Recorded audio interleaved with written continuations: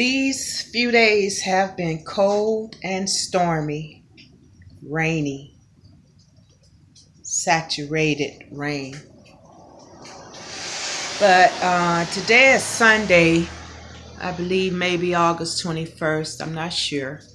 But last night, or in the wee hours of the morning, probably about 5 o'clock a.m., I wasn't asleep for a while. I had been awake, just bundled up under my blankets. And as I'm listening to the thunder roar and the pouring rain, all I was hearing in my spirit is, "Can you stand the rain?" Which we may remember the song back in the day, "I can't stand the rain against my window." But the question I was hearing in my spirit is, can you stand the rain?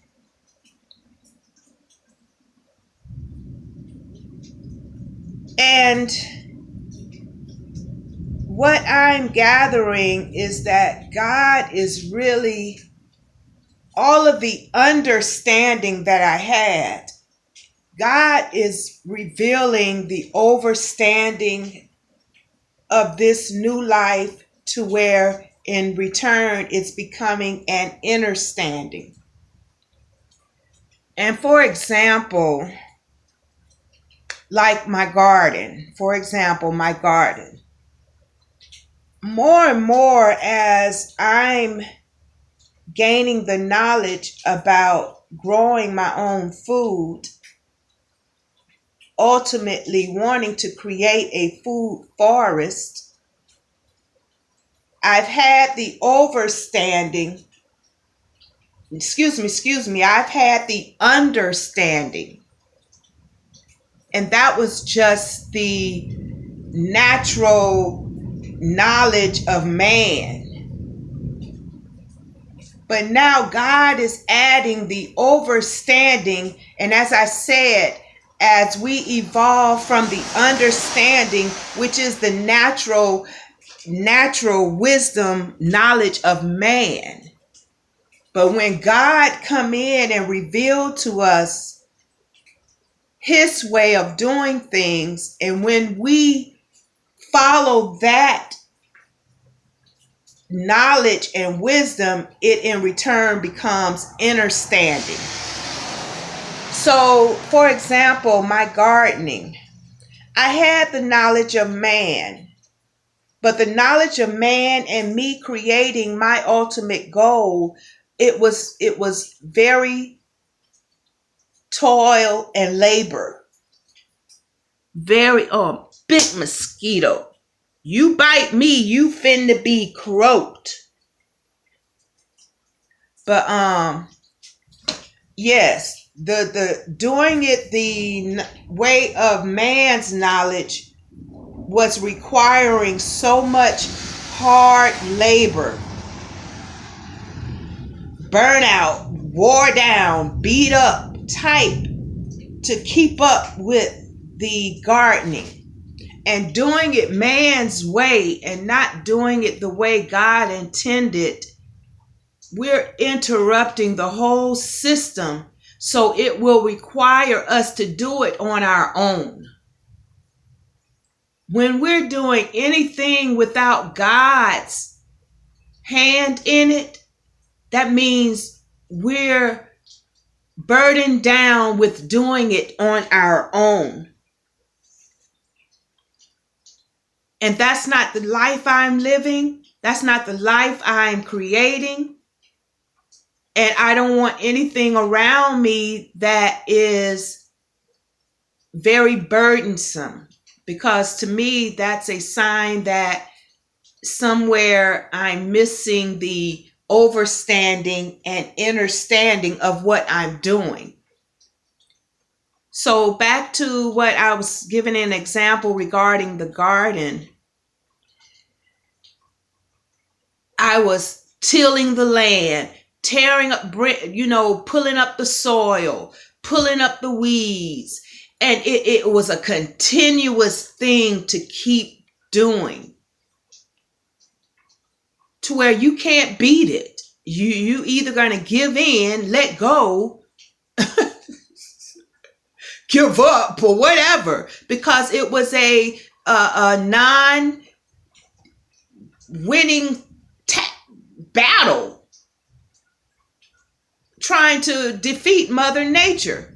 And then if you do call ourselves defeating Mother Nature, we're interrupting that system of what God has created regarding the soil and the weeds and the bugs and the trees and all of it. Everything is here for a reason.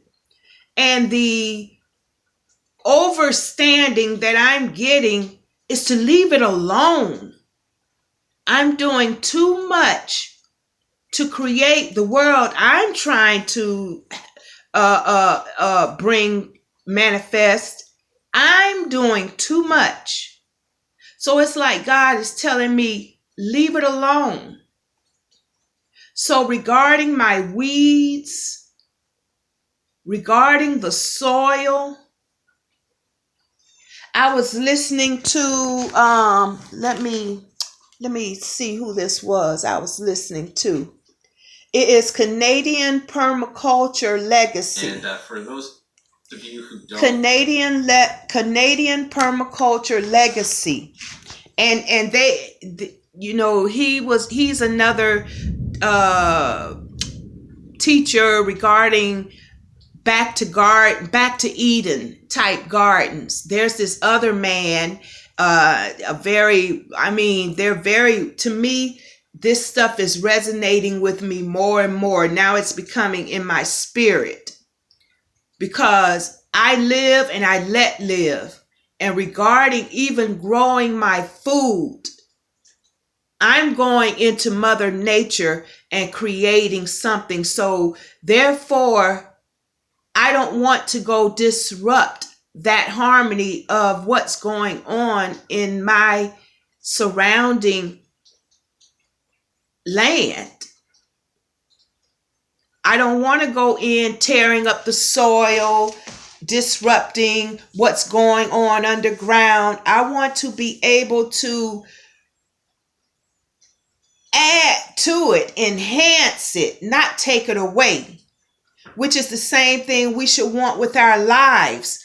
We should go into people's lives and they should be coming into our lives to enhance it, not to disrupt and confuse and annihilate the system. So my knowledge that I'm learning is an overstanding regarding what I'm going to do going forward, referring to my garden. I've requested wood chips to be brought. What are you growling at? You tearing up everything. That's my house coat, please. I love it. I love it. Can you stand the rain? Yes, I will. This is worth it. But yes, the garden going forward, one of the main principles that they were saying is have no bare soil. I like that because the soil needs shelter. Something needs to be covering that bare soil. Meaning that's the reason for the weeds. That's the reason for the plants. That's the reason for the trees and stuff. To give even the bare land shelter. And all of the weeds and trees and plants is adding nutrients. Even when it die down, I'm not going to be plucking any weeds. From going forward, I'm not plucking any more weeds. What I'm going to do is either clip them because the roots still adds nutrition, nitrogen or whatever to the soil. And when you pull it up, you're creating a reason they're saying it's just magnificent the way God has created everything to have a purpose. So going forward, I guess they call it chop and drop. I'm not plucking no more weeds because it was a defeated battle. And where I have dry soil, I will lay down leaves, sticks, my grass clippings, because I don't want any more bare ground. And it's like, yes, I've done it one way. Now God is showing me another way to do it. And that's as well as in life. We tried it our way. Now God will come in and show us how to incorporate the right way.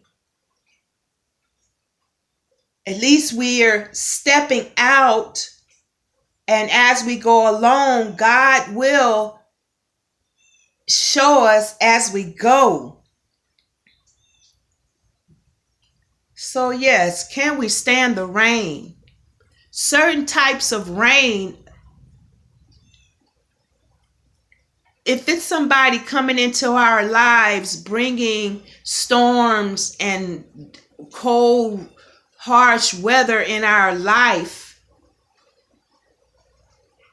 is that something that we created on our own by inviting that and by tolerating that and by thinking we know best? Or is it rains that's beyond our control? God has this. So it's certain types of rain. Yes, I will stand in certain types of rains. If I know God didn't bring it on,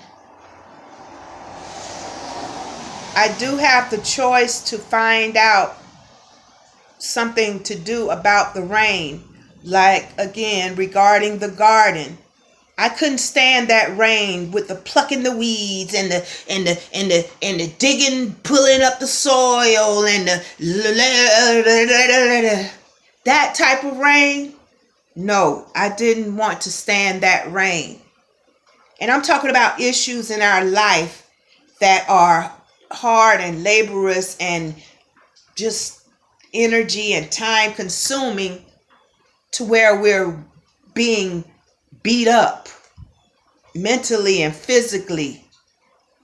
There's a way to adjust that to where the rain God brings down, it's bringing new growth, expansion, fertility, life. Not the kind of rain that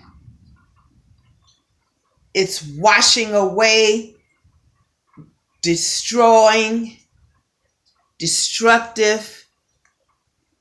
Let's find out if the rain we're in, should there be another way that we should be doing it?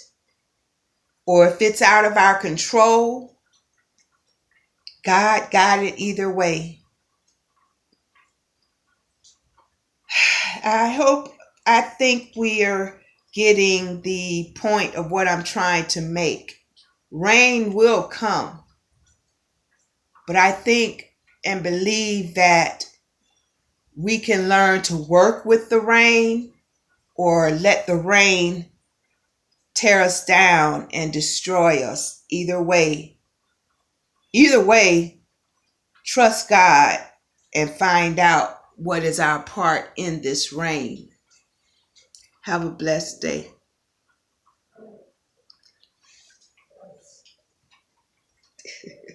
You gotta love it. I named my dog Hatchet. The reason I named him Hatchet is because I look at, by Hatchet being my companion, we're becoming a double-edged sword. And the reason I call him Hatchet is because he's sharp. He will chop it off, and how he has a hammer head. So Hatchet and myself, we're a double-edged, sharp tool. Can either build or tear down. cut down. Have a blessed day.